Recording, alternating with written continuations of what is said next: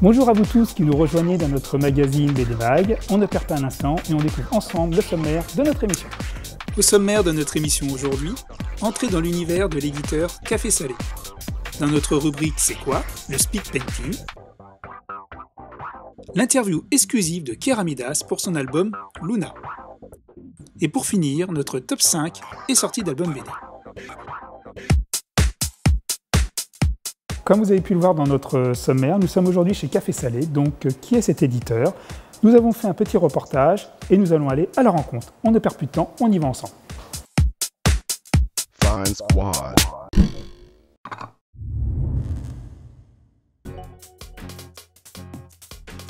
Café Salé existe depuis septembre 2002, mais leur premier artbook est sorti en 2007.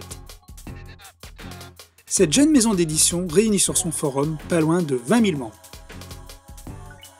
Café Salé est la première communauté francophone d'illustrateurs et n'a de cesse de promouvoir leur activité, de lancer et de mettre en avant de nombreux artistes, qu'ils soient professionnels ou amateurs. Extrêmement présent sur le net, le shop, la boutique en ligne, permet de vendre de nombreux travaux réalisés par les auteurs, qui se partagent avec l'éditeur les bénéfices. Avant de voir le jour en artbook, les projets naissent sur les forums et depuis 2007, Café Salé a produit différents albums. 4 tomes de artbook, Les Carnets de la Grenouille Noire et Shuffle, entre autres.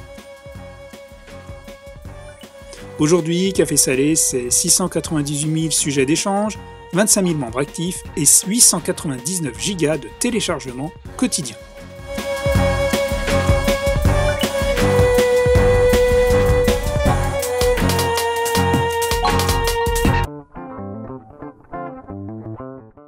Voilà, nous sommes de retour donc chez Café Salé et je suis donc avec Carlos, directeur artistique de chez Café Salé. Donc on voudrait en savoir plus sur Café Salé, comment s'est créée cette association, quelle initiative.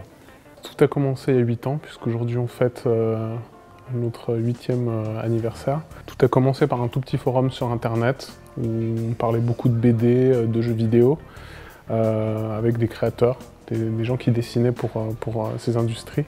Vous, Café Salé, donc, pour expliquer à nos téléspectateurs, donc vous êtes principalement éditeur d'un artbook qui regroupe entre autres différents dessinateurs francophones. En fait, on fait un appel à entrée. On a beaucoup de gens qui nous envoient à travers le forum leurs images. Et à partir de là, pendant 3 mois, on fait une récolte, on récupère toutes les images, on les trie. Et ensuite, on fait des vagues successives. La recette est un petit peu longue, mais on fait des tris successifs, qualitatifs, thématiques, avec l'équipe. Donc, on est assez réduit. De temps en temps, on a des invités pour nous aider à faire un petit peu le tri.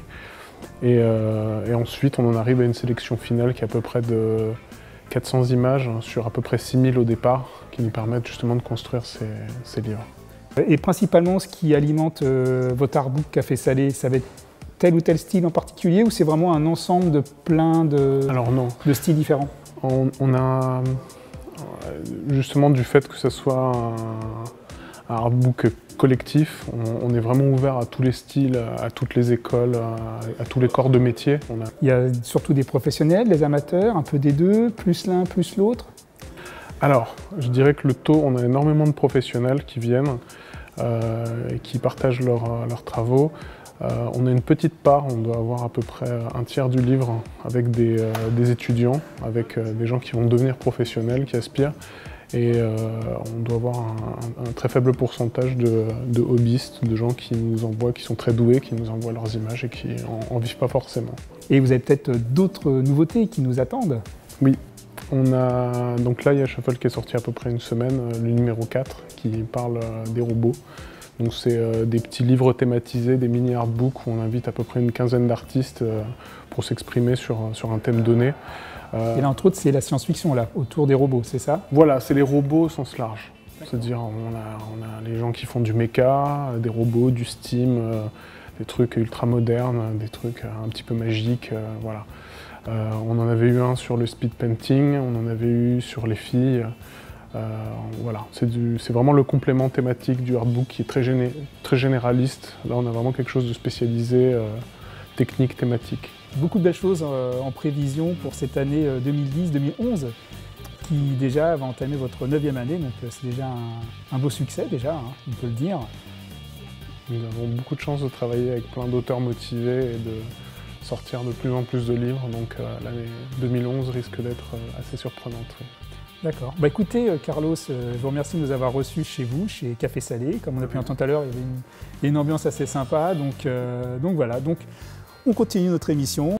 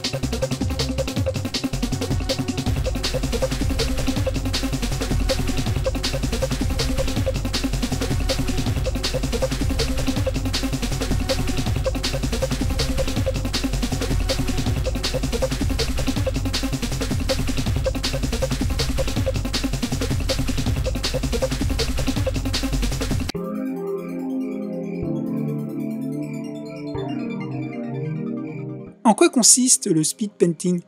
C'est très simple, il vous suffit pour cela d'une tablette graphique, d'un ordinateur et de beaucoup de talent. L'auteur doit dans un minimum de temps, 1 heure environ, réaliser une œuvre graphique au visuel époustouflant. Souvent issus du monde du cinéma, les auteurs qui ont l'habitude de créer des storyboards s'attellent pour la plupart à des illustrations numériques. L'un des plus grands étant entre autres Nico Di Mattia, et qui se livre en quelques heures à des peintures ultra réalistes. Des concours sont organisés de par le monde qui réunit l'espace d'un week-end les plus grands compétiteurs qui, dans un temps imparti de 3 heures, réaliseront des œuvres regorgeant de beauté et d'ingéniosité. Le speed painting est peut-être fait pour vous, qui sait. Il ne vous reste plus qu'à vous mettre au travail.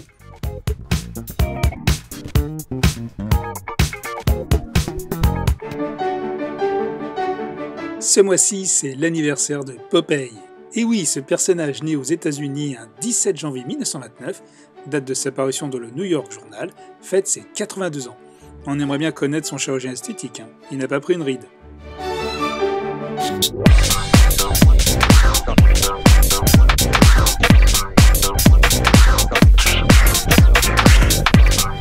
Bonjour, je m'appelle Nicolas Carvidas et je vais vous parler du 6e album de Luna.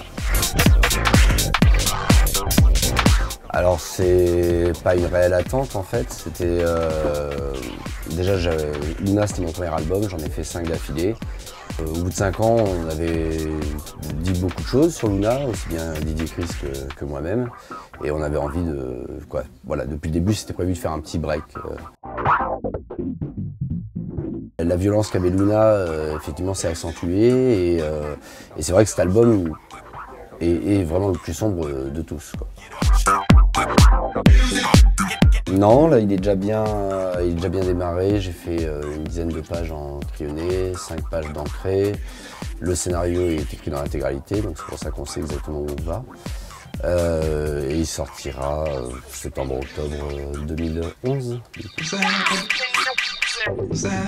Alors en fait justement avec Didier, ce qui est marrant dans la collaboration, c'est que lui il a effectivement beaucoup de livres d'histoire, beaucoup de livres sur les légendes indiennes et autres. Lorsqu'on a commencé à travailler ensemble,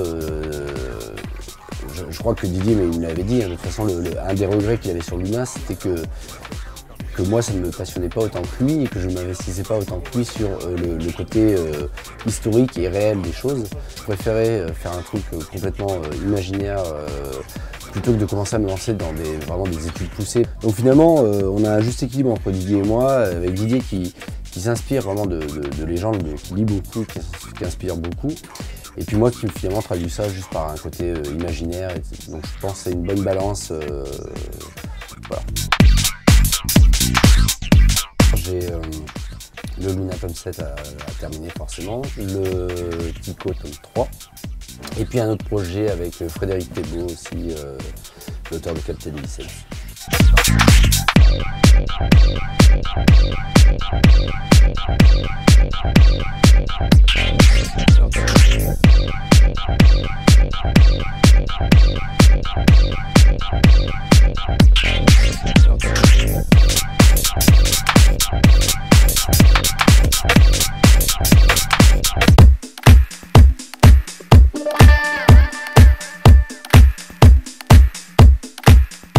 Aujourd'hui, dans notre rubrique sortie et top 5 BD, un milliardaire dans le noir, un japonais qui voit orange, un jean bleu et d'autres sorties.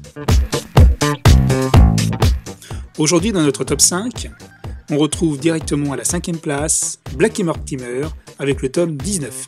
En 4e position, la position du terreur couché par Tardy. À la 3e place, Troll de Troie avec son 14e tome. Entrée directement à la 2e place, Largo Winch et son 17e album, Mer Noire. Et pour finir, Black et Mortimer dans le 20e tome.